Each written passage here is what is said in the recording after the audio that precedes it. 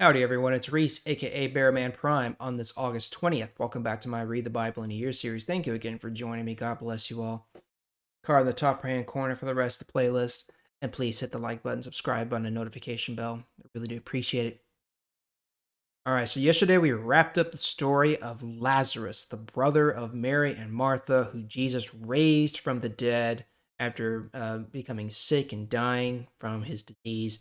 And now the Jewish leaders, the Pharisees, the high priests, all the Sanhedrin, the high council, all of them are now planning to arrest and kill Jesus for real this time.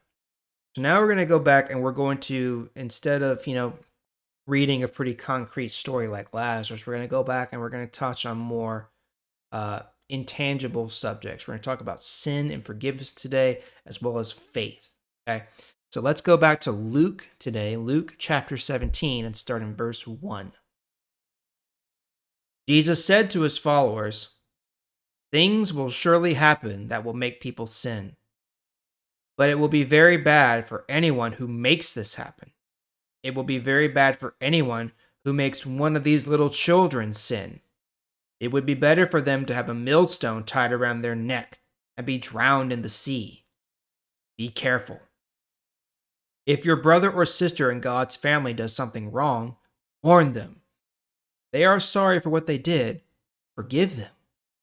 Even if they do something wrong to you 7 times in one day, but they say they are sorry each time, you should forgive them."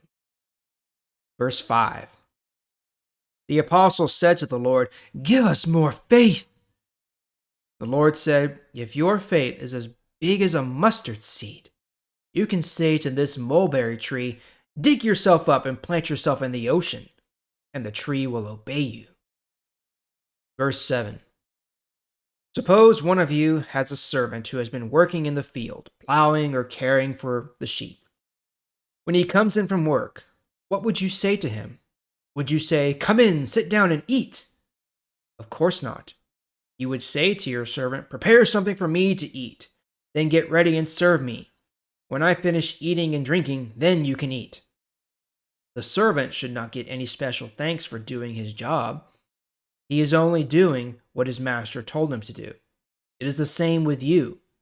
When you finish doing all that you are told to do, you should say, "We are not worthy of any special thanks. We have only done the work we should do." Verse 11. Jesus was traveling to Jerusalem. He went from Galilee to Samaria. He came into a small town, and 10 men met him there. They did not come close to him because they all had leprosy.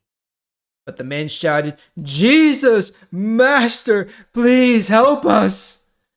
When Jesus saw the men, he said, "Go and show yourselves to the priests." While the 10 men were going to the priests, they were healed. When one of them saw that he was healed, he went back to Jesus. He praised God loudly. He bowed down at Jesus' feet and thanked him. He was a Samaritan. Jesus said, 10 men were healed. Where are the other 9? This man is not even one of our people. Is he the only one who came back to give praise to God? Then Jesus said to the man, "Stand up. You can go. You were healed because you believed." All right, so we've touched on some of these subjects before, so let's just go through them real quickly. So first, sin and forgiveness. So it's inevitable that all of us will sin in some way, some way, someday, somehow. Okay, it's inevitable. Okay, and it's not just our actions that count as sin; it's also our thoughts. If we think bad thoughts, okay, and we know what those are, whether they're lustful or angry or greedy thoughts or anything along those lines, that's sin. Okay, and try as you might, you're going to have a heck of a time stopping yourself from thinking those thoughts. Just think about when you're driving, okay? How many times do you get angry at just the craziness you see on the roads? I know I do, okay?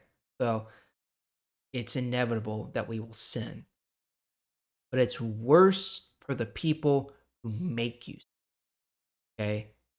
It's one thing for you to sin, but for those who make you sin, it's going to be worse for them. He reiterates it would be better for them to have a stone wrapped around their neck and be dropped in the sea than for what's awaiting them later. Okay.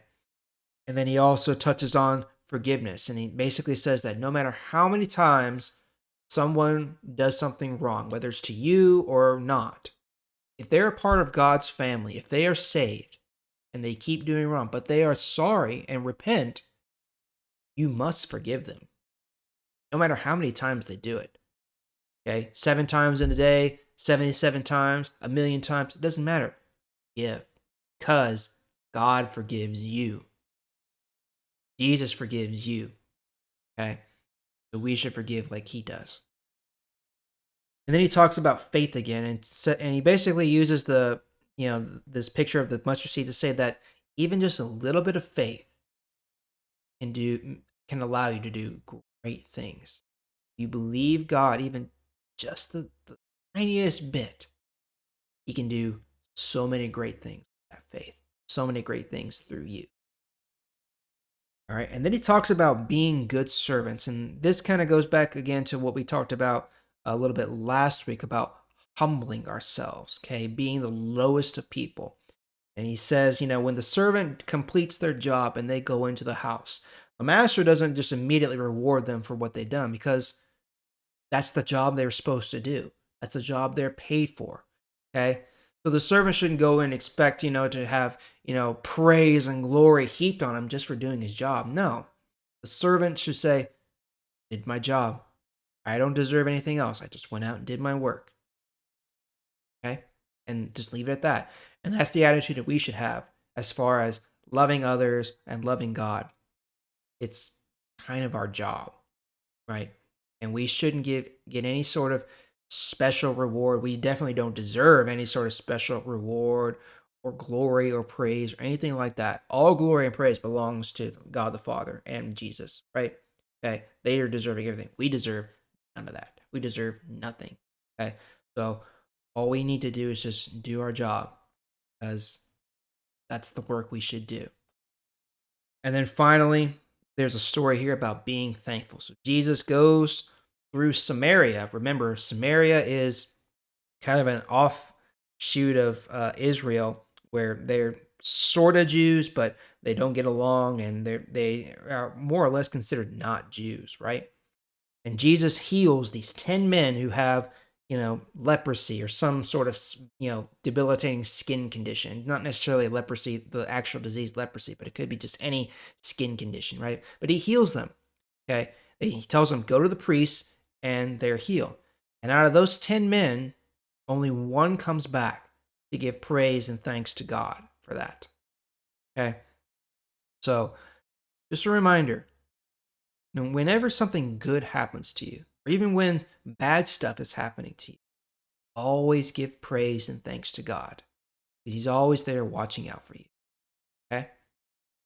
All right, that's all for today. We're going to pick it up there tomorrow. Thank you again for joining me. I sure do appreciate it. I'll see y'all tomorrow.